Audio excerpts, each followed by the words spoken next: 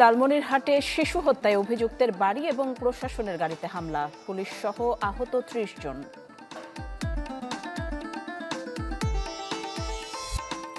ভারী বর্ষণে তলিয়েছে গাজীপুরের কালিয়াকৈর পৌরসভার ৩টি ওয়ার্ড, ভোগান্তিতে লাখো মানুষ।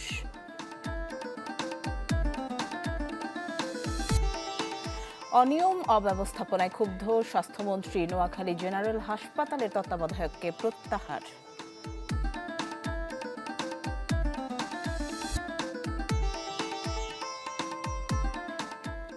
আমন্ত্রণ দেশ 24-এ আপনাদের সাথে আছি আমি ফারজানা নিশি। এতক্ষণ শিরোনামগুলো শুনছিলেন, এবার পুরো খবর। লালমনিরহাটের আদিতমারিতে শিশু হত্যার ঘটনায় হামলা এবং ভাঙচুরের ঘটনা ঘটেছে। আহত হয়েছে অন্তত ৩০ জন। স্থানীয়রা জানায় সোমবার বিকেল থেকে নিখোঁজ ছিল নন্দিনী। অনেক খোঁজাখুঁজির পরও পায়নি স্বজনরা। সকালে ফুলমারি গ্রামে ভুট্টা ক্ষেত থেকে মাটি চাপা দেওয়া অবস্থায় তার মরদেহ উদ্ধার করে পুলিশ। এই ঘটনায় চাচা বিধানকে আটক করা হয়। থানায় নেওয়ার পথে বিক্ষুব্ধ জনতা তাকে ছিনিয়ে নেওয়ার চেষ্টা করে। এক পর্যায়ে বিধানের বাড়িঘর ভাঙচুর করে আগুন লাগিয়ে দেয় তারা। পরিস্থিতি নিয়ন্ত্রণে জেলা প্রশাসক, আইনশৃঙ্খলা বাহিনী ঘটনাস্থলে গেলে ফের উত্তেজনা ছড়িয়ে পড়ে। গাড়িবহরে ইটপাটকেল নিক্ষেপ ও ভাঙচুর চালানো হয়। এতে পুলিশ সহ আহত হয়েছে অন্তত ৩০ জন।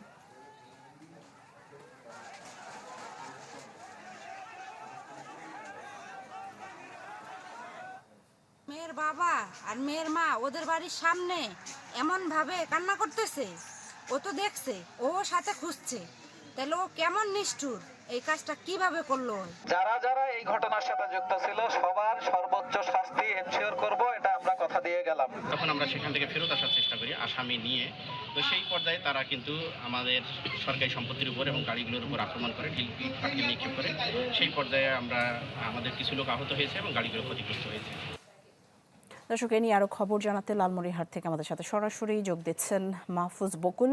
বকুল, এই ঘটনায় শিশুটির চাচাকে আটক করা হয়েছে, কি বলছে তার স্বজনরা, সব মিলিয়ে জানাবেন। নিশ্চয়ই গতকাল বিকেল থেকে কিন্তু শিশুটি নিখোঁজ ছিল এবং গতকাল থেকে খোঁজাখুঁজি চলছিল। আমরা বিভিন্ন সূত্রে যেটুকু তথ্য পেয়েছি যে বিগত সময়ে পারিবারিক শত্রুতার জের ধরেই কিন্তু আজকের এই ঘটনা তারা ঘটিয়েছে। এবং সাধারণ মানুষ যারা, তারা যেটি বলছে যে যখন বিধানচন্দ্রকে আটক করা হয়েছে, তারপরে কিন্তু মানুষ খুবই সেই বিধানচন্দ্রের বাড়ি করে হামলা করে ভাঙচুর করে। এবং যখন পুলিশ প্রশাসন সেই বিধানচন্দ্রকে আটক করে থানায় নিয়ে আসতে শুরু করে, তখনই কিন্তু জনগণ আরো বেশি উত্তেজিত হয় এবং তার বাড়িঘর ভাঙচুরের পাশাপাশি প্রশাসনের উপরে কিন্তু তারা উত্তেজিত হয়ে পড়ে এবং হামলা করে। এক পর্যায়ে যখন খবর পেয়ে অতিরিক্ত প্রশাসন সেখানে যায়, জেলা প্রশাসক, জেলা পুলিশ সুপার, বিজিবির পূর্ণ বিজিবির সিইও, তারা যখন সেখানে উপস্থিত হয়, পরিস্থিতি আরো ঘোলাটে হয় এবং সেখান থেকেই কিন্তু জেলা প্রশাসকের গাড়ি, জেলা পুলিশ সুপারের গাড়ি ভাঙচুর করা হয়। এবং এক পর্যায়ে পুলিশ কিন্তু পরিস্থিতি নিয়ন্ত্রণে সাউন্ড গ্রেনেড নিক্ষেপ করে। এবং সর্বশেষ পরিস্থিতি আমরা যতটুকু তথ্য পেয়েছি, জেলা পুলিশ সুপার এবং জেলা প্রশাসক বলছেন যে পরিস্থিতি এখন শান্ত রয়েছে, তাদের নিয়ন্ত্রণে রয়েছে। তবে এই ঘটনায় কিন্তু যেহেতু সরকারি কাজে বাধা প্রদান করেছেন, এই ঘটনায় তারা কিন্তু আইনানুগ ব্যবস্থা নিচ্ছে এবং সেই বিধানকে কিন্তু আটক করা হয়েছে, মরদেহ লালমনিরহাটে নিয়ে আসা হয়েছে। এবং সর্বশেষ পুলিশ বলছে যে তারা বিষয়টি গভীরভাবে পর্যবেক্ষণ করছে এবং কোনো পরিস্থিতি মোকাবিলায় তারা অতিরিক্ত ফোর্স কিন্তু ঘটনাস্থলে মোতায়েন করা হয়েছে এবং তদন্ত করে আসলে যে দোষী তার বিরুদ্ধে আসলে ব্যবস্থা নেওয়া হবে। আর পাশাপাশি সাধারণ মানুষ, যে উত্তেজিত জনতার কথা যদি বলি, আসলে ছোট্ট এই 7 বছরের শিশুকে নৃশংসভাবে এরকম হত্যা করার ঘটনায় কিন্তু সাধারণ মানুষ ফুঁসে উঠেছে এবং তারই কিন্তু ক্ষোভ কিন্তু তারা কিন্তু প্রশাসনের সাথে এক পর্যায়ে দ্বন্দ্বে জড়িয়ে পড়েন এবং প্রশাসনের গাড়ি ঘোড়া ভাঙচুর করেছেন।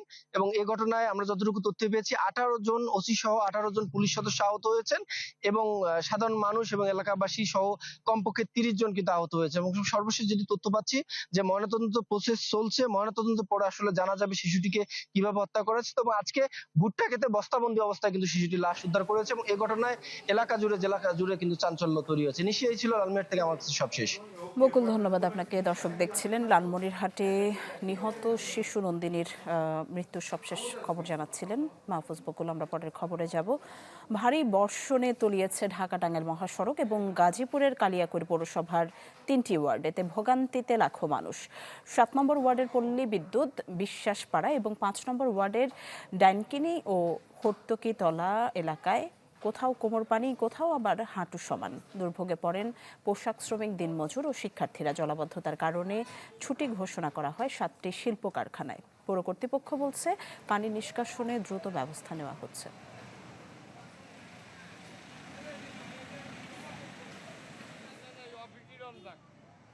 পানি দিয়ে ঘর বাড়ি ডুবে গেছে, ফ্রিজ টিভি খাবার খুবের যা আছে সব পানিতে ভাসতেছে। বৃষ্টি হয়েছে 4 ঘন্টা, তার জন্য মনে করেন পানি যাওয়ার মতো কোনো পরিস্থিতি নাই। সেই জন্য আমাদের মনে করেন রুমের মধ্যে পানি, রাস্তাঘাটও পানি। নিচু এলাকার ভেতরে বাড়ি ঘর করছে, মিল ফ্যাক্টরি করছে, এখানে ড্রেনেজ ব্যবস্থাগুলো সঠিকভাবে রাখে নাই। উন্নত মানের যদি ড্রেন থাকতো, পানি যাওয়ার ব্যবস্থা থাকতো, তাহলে আমাদের এরকম দুর্ভোগের শিকার হতে হতো না। কাল মৌলভীবাজার যাচ্ছেন প্রধানমন্ত্রী তারেক রহমান। এদিন সদর ও শ্রীমঙ্গল উপজেলায় ৩য় ধাপে ফ্যামিলি কার্ড বিতরণ কর্মসূচির উদ্বোধন করবেন তিনি। একই সাথে যোগ দেবেন জনসভায়। প্রধানমন্ত্রীর সফর ঘিরে ব্যাপক উৎসাহ উদ্দীপনায় রাজনৈতিক অঙ্গন সহ সাধারণ মানুষ। সবুজের সমারোহ, সাজানো চায়ের বাগান আর পাহাড়ের নীরবতা, সব মিলিয়েই প্রাকৃতিক সৌন্দর্যের এক অনন্য লীলাভূমি মৌলভীবাজার। 17 জুন প্রধানমন্ত্রী তারেক রহমানের আগমন ঘিরে সেখানেই এখন ভিন্ন আমেজ। সভাস্থলে চলছে সাজসজ্জা আর প্রয়োজনীয় অবকাঠামো নির্মাণ। পরিবেশ রক্ষা ও জনস্বার্থ বিবেচনায় জেলার কোথাও ব্যানার ফেস্টুন বা তোরণ স্থাপন করা হয়নি। মাননীয় প্রধানমন্ত্রীর নির্দেশেই তোরণ, ফেস্টুন এই সমস্ত আমাদেরকে নিষেধ করা হয়েছে, কারণ এটা অনেক অপচয়, অনেক টাকা অপচয় হয় এবং জনগণেরও দুর্ভোগ হয়। আমরা অধীর আগ্রহে ওনাকে বরণ করার জন্য মৌলভীবাজার জেলার 21 লক্ষ মানুষ এখানে অপেক্ষা করছে। আমাদের মেডিকেল কলেজ, পাশাপাশি একটি বিশ্ববিদ্যালয় এবং কাঠামোগত যে উন্নয়নগুলো আছে সাধনে উনি আমাদের যে স্বপ্ন সেটি বাস্তবায়ন করবেন আমরা আশা করি। ফ্যামিলি কার্ড বিতরণ কর্মসূচির আওতায় শ্রীমঙ্গলের মির্জাপুরের 1 নম্বর ওয়ার্ড এবং রাজনগরের ট্যাংরার 7 নম্বর ওয়ার্ডের তালিকাভুক্ত পরিবারগুলো সরাসরি পাবেন সরকারি সুবিধা। কার্ড দেওয়ার পরে খুব সুন্দরভাবে আমরা চলতাম পারমু, মাসে মাসে টাকা পাইমু, যে একটু আয় দায় করতে পারমু, খাইতে পারমু। টাকা পাইলে ভালো ফ্যামিলি চলবো, কষ্ট হইতো না। পুরো জেলার কয়েক স্তরের নিরাপত্তা নিশ্চিত করেছে আইন শৃঙ্খলা রক্ষাকারী বাহিনী। এখানে কিছু অনিয়ন্ত্রিত ট্রাফিক রয়েছে, এইগুলো নিয়ন্ত্রণের জন্য আমরা অভিযান পরিচালনা করতেছি। আশা করি সার্বিক যে এখন পরিস্থিতি এটা যদি চলমান থাকে তাহলে মাননীয় প্রধানমন্ত্রীর আগমন উপলক্ষে কোনোরকম সমস্যার সম্মুখীন হবে। প্রধানমন্ত্রীর এই সফর উপলক্ষে মৌলভীবাজারবাসীর প্রত্যাশা, উন্নয়ন আর সম্ভাবনার নতুন বার্তা। Desk report, channel 24। দর্শক, আরো খবর জানাতে মৌলভীবাজার থেকে আমাদের সাথে যুক্ত হচ্ছেন আব্দুর রব। মাননীয় প্রধানমন্ত্রী তারেক রহমান আগামীকাল যাচ্ছেন মৌলভীবাজারে। তাকে বরণ করে নিতে কি ধরনের প্রস্তুতি চলছে এবং প্রস্তুতি কোন পর্যায়ে রয়েছে? সাধারণ মানুষ এবং নেতাকর্মীরা কি বলছেন?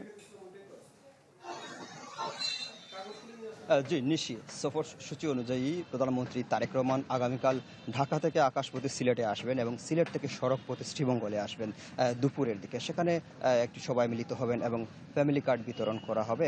সেখানে শ্রীমঙ্গলের মির্জাপুর ইউনিয়নের একটি ওয়ার্ডের প্রায় 155 জন উপকারভোগীর মধ্যে ফ্যামিলি কার্ড বিতরণ করবেন। এরপর তিনি চলে আসবেন মৌলভীবাজারে বিকেলের দিকে প্রায় 2:30 দিকে এবং এখানে এসে তিনি জনসভায় মিলিত হবেন এবং ফ্যামিলি কার্ড বিতরণ করবেন। এখানেও রাজনগর উপজেলার ট্যাংরাবাজার ইউনিয়নের 7 নং ওয়ার্ডের একটি ওয়ার্ডের প্রায় 152 জন উপকারভোগীর মধ্যে ফ্যামিলি কার্ড বিতরণ করবেন এবং এই প্রধানমন্ত্রীর আগমন উপলক্ষে মৌলভীবাজারের যে প্রায় প্রত্যেকটি উপজেলা, ইউনিয়ন, হাট বাজার গত 3 যে উচ্ছ্বাস এবং যারা নেতাকর্মী রয়েছেন তারা আনন্দ মিছিল সহ নানা ধরনের প্রচারণা চালাচ্ছেন এই জনসভাকে এবং প্রধানমন্ত্রীর আগমনকে সফল করার লক্ষ্যে তারা কাজ করে যাচ্ছেন। এবং এখানে যারা প্রশাসনের যারা দায়িত্বে রয়েছেন, জেলা প্রশাসন, উপজেলা প্রশাসন, পুলিশ প্রশাসন সহ প্রত্যেকে আসলে দিনরাত পরিশ্রম করছেন, কাজ করছেন আসলে এই সভাটাকে সফল করার জন্য। আমি এখন দাঁড়িয়ে আছি মৌলভীবাজার সরকারি উচ্চ বিদ্যালয় মাঠে। এখানে ইতিমধ্যে যে মঞ্চটি রয়েছে সেই মঞ্চটি আসলে প্রস্তুত করা হয়েছে এবং মঞ্চসজ্জার যে কাজ সেটাও শুরু হয়েছে। হয়তো আজকে রাতের মধ্যে সেই কাজটা শেষ হবে এবং এর পাশাপাশি যে মানুষজন আসবেন বিভিন্ন জায়গা থেকে সেই মানুষজন যাতে নির্বিঘ্নে আসতে পারেন এবং কোনো ধরনের সমস্যা যাতে না হয় সেই লক্ষ্যে আসলে প্রশাসন কয়েক স্তরের নিরাপত্তা ব্যবস্থা জোরদার করা হয়েছে এবং মানুষ যাতে শান্তিপূর্ণভাবে এই সমাবেশে অংশগ্রহণ করতে পারে সেই লক্ষ্যে প্রশাসন কাজ করে যাচ্ছে। একই সাথে মৌলভীবাজার মানুষের দীর্ঘদিনের যে দাবি প্রধান যে দাবিগুলো এই দাবিগুলো আসলে বাস্তবায়নের জন্য তাদের অনেক বেশি প্রত্যাশা এই এলাকার মানুষের, যেহেতু প্রধানমন্ত্রী যদি এসে ঘোষণা দেন যে এই যে প্রধান দাবি মেডিকেল কলেজ সহ যে বিভিন্ন দাবিগুলো সেই দাবি বাস্তবায়ন হবে। অনেক ধন্যবাদ আপনাকে। দর্শক দেখছিলেন মৌলভীবাজার থেকে প্রধানমন্ত্রী তারেক রহমানের আগমন ঘিরে যে প্রস্তুতি তার সর্বশেষ খবর জানাচ্ছিলেন আব্দুর রব। আমরা পরের খবরে যাব। চাঁপাইনবাবগঞ্জের রোকনপুর সীমান্ত দিয়ে আবারও এক নারীকে পুশিনের চেষ্টা করেছে বিএসএফ, তবে বিজিবির বাধায় সেই চেষ্টা ব্যর্থ হয়েছে। বিজিবি জানায় রাতে নৌকা করে এক নারীকে পুশিনের চেষ্টা চালায় বিএসএফের আরকে ওয়াদা ক্যাম্পের সদস্যরা। এ সময় বাধা দেয় বিজিবির টহল দল। এরপর থেকে শূন্যরেখায় অবস্থান করছেন ওই নারী। বিএসএফের পুশিন কার্যক্রমে সহায়তার অভিযোগে 7 বাংলাদেশিকে আটক করে পুলিশে দিয়েছে বিজিবি। এছাড়া কুড়িগ্রামের দেওয়ানগঞ্জ সীমান্তে একজনকে পুশিনের চেষ্টা করে বিএসএফ। এই ব্যক্তিকেও শূন্যরেখায় অবস্থান করছেন। আর রৌমারী সীমান্তে পুশিনের শিকার শিশু সহ 9 জন 3 দিন ধরে শূন্যরেখায় মানবতার জীবন পার করছেন।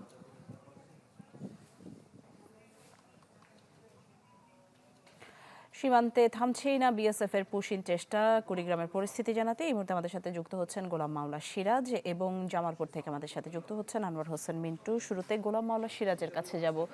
সিরাজ, এই পুশিনের চেষ্টা তো থামছেই না, কি দেখছেন আসলে পরিস্থিতি?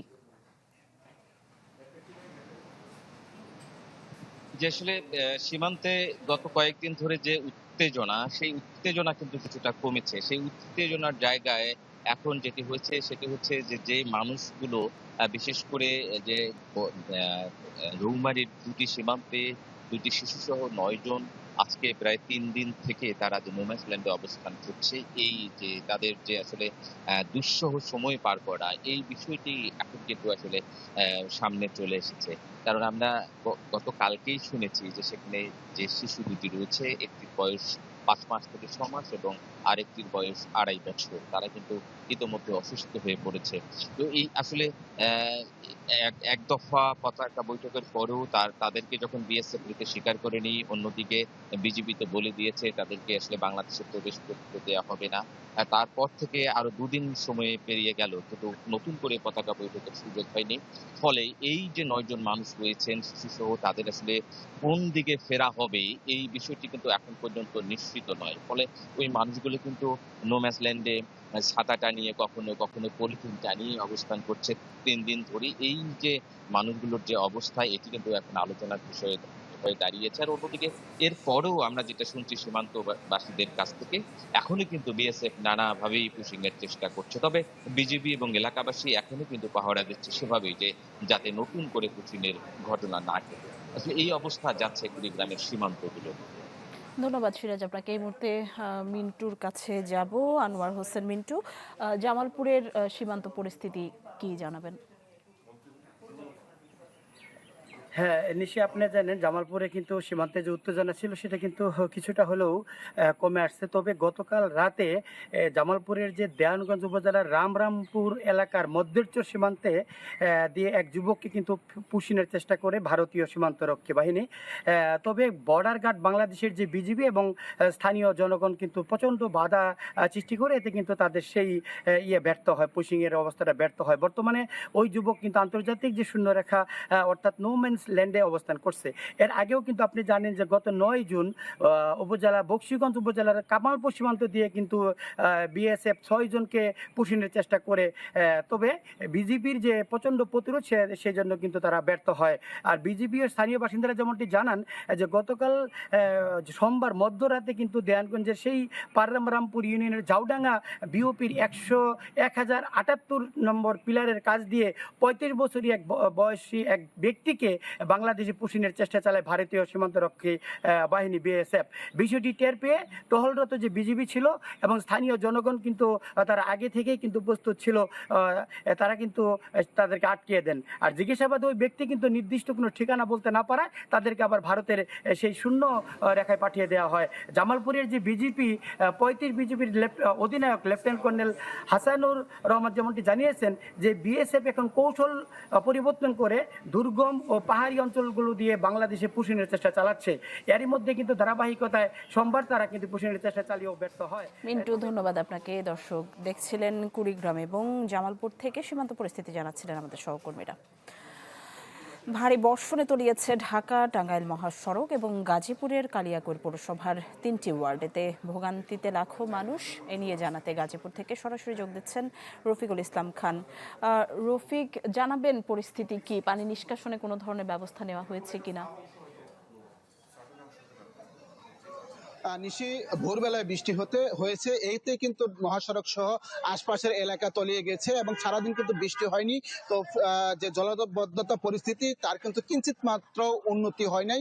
আপনাকে যদি একটু দেখায়, আমার পিছনে কিন্তু এই মুহূর্তে যে ঢাকা টাঙ্গাইল মহাসড়ক রয়েছে সেই মহাসড়কেও কিন্তু এই মুহূর্তে আসলে হাঁটু পানি, অর্থাৎ মহাসড়কে হাঁটু পানি এবং আশপাশে যে সমস্ত এলাকা রয়েছে, অর্থাৎ এটি কালিয়াকৈর পৌরসভার 7 নম্বর ওয়ার্ডের এলাকা পড়েছে এবং এই আশপাশে যতগুলো বাসাবাড়ি এবং বাড়িঘর রয়েছে সবগুলো বাসাবাড়িতে কিন্তু পানি উঠেছে।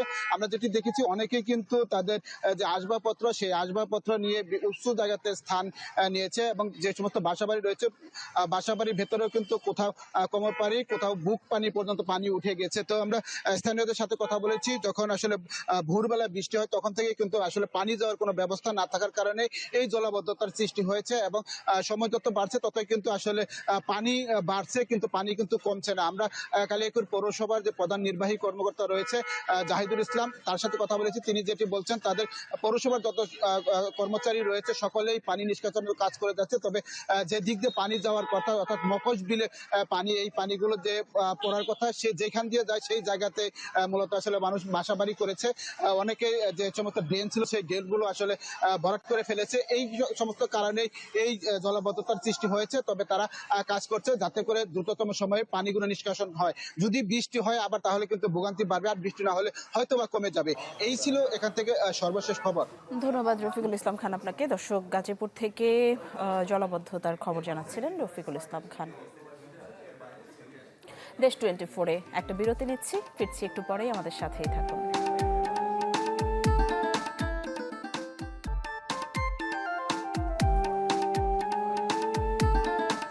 বিরতির পর আবারও স্বাগত দেশ 24-এ। অনিয়ম অব্যবস্থাপনার দায়ে নোয়াখালীর 250 শয্যা জেনারেল হাসপাতালে তত্ত্বাবধায়ককে প্রত্যাহার করেছেন স্বাস্থ্যমন্ত্রী। দুপুরে হাসপাতালটিতে আকস্মিক পরিদর্শনে যান স্বাস্থ্যমন্ত্রী সর্দার মোহাম্মদ সাখাওয়াত হোসেন। এ সময় সেবার মান, পরিচ্ছন্নতা এবং ব্যবস্থাপনা নিয়ে অসন্তোষ প্রকাশ করেন তিনি। পরে রোগীদের অভিযোগের প্রেক্ষিতে হাসপাতালে তত্ত্বাবধায়ককে তাৎক্ষণিকভাবে বদলির নির্দেশ দেন স্বাস্থ্যমন্ত্রী। তবে এই আদেশের বিরুদ্ধে প্রতিবাদ জানান তত্ত্বাবধায়ক ডক্টর মোহাম্মদ ফরিদ আহমেদ চৌধুরীর সমর্থকরা।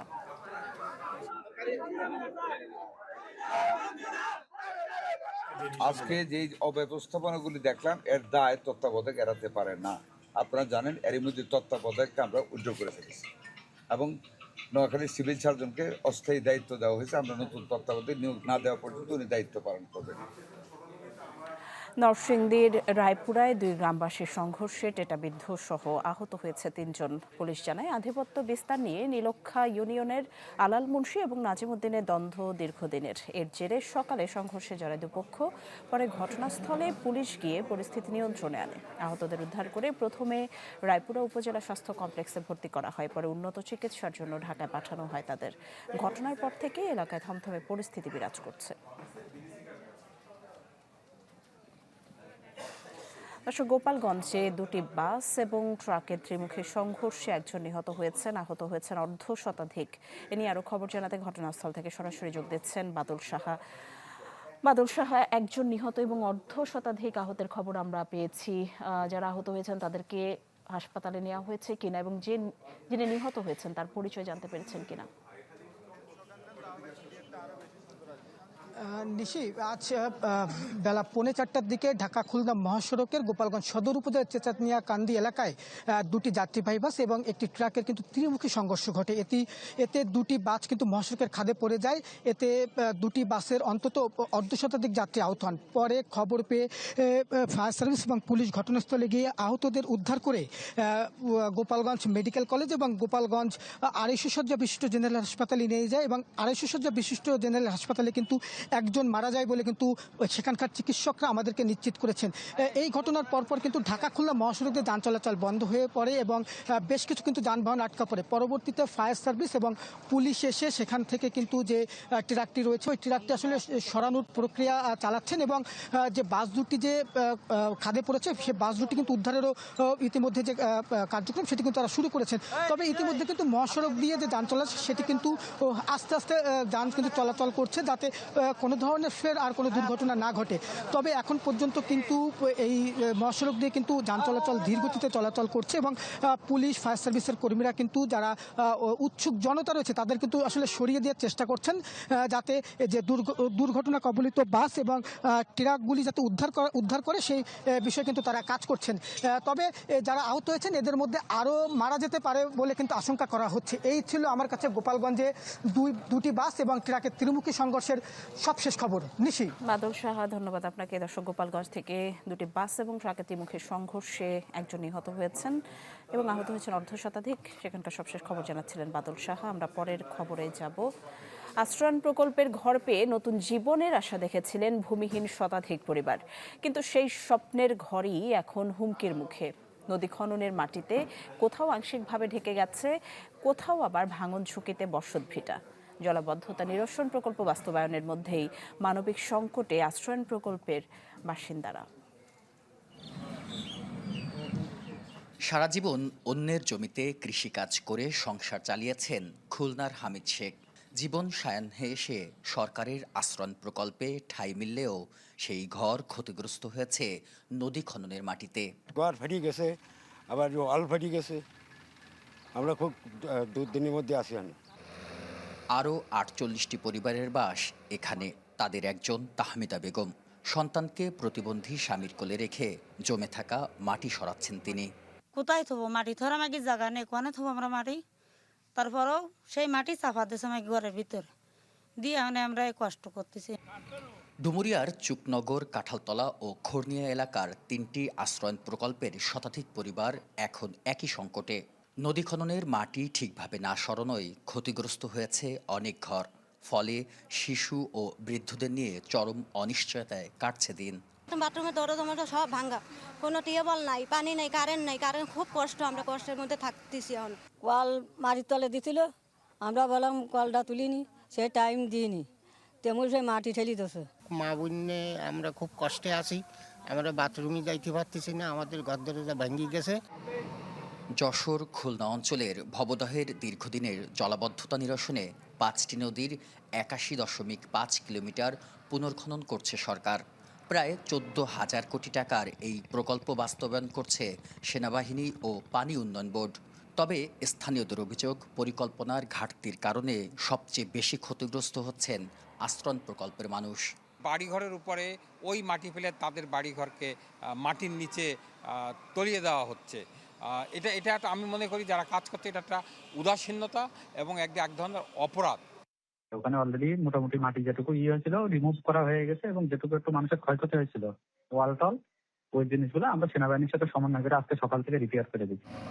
চলতি বছরের জানুয়ারিতে চুকনগরে নদী খননে ক্ষতিগ্রস্ত হয় 80টি পরিবার, আর কাঁঠালতলায় 15টি এবং খর্নিয়ায় আরও 24টি পরিবার আছে ভোগান্তিতে। বেলাল হোসেন সজল, চ্যানেল 24, খুলনা।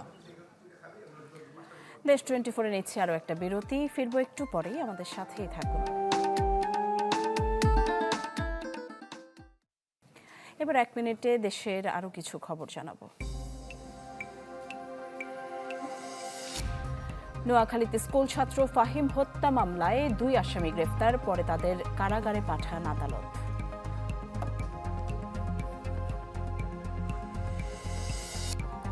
মুন্সিগঞ্জে দুবাই প্রবাসী স্বামীকে এয়ারপোর্টে পৌঁছে দিতে গিয়ে সড়ক দুর্ঘটনায় স্ত্রীর মৃত্যু, আহত 10 জন।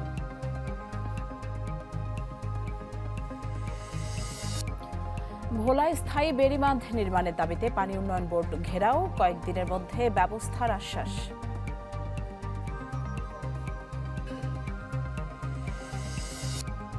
বাগেরহাট পৌরসভার 8টি খাল উদ্ধারের উদ্যোগ, দখলদার উচ্ছেদ অভিযান এবং ময়লা অপসারণ শুরু।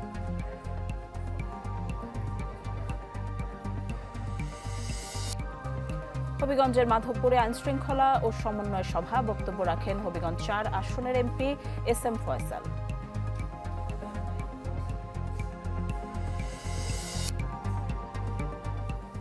এই ছিল দেশ 24-এ। এতক্ষণ সাথে থাকার জন্য ধন্যবাদ সবাইকে।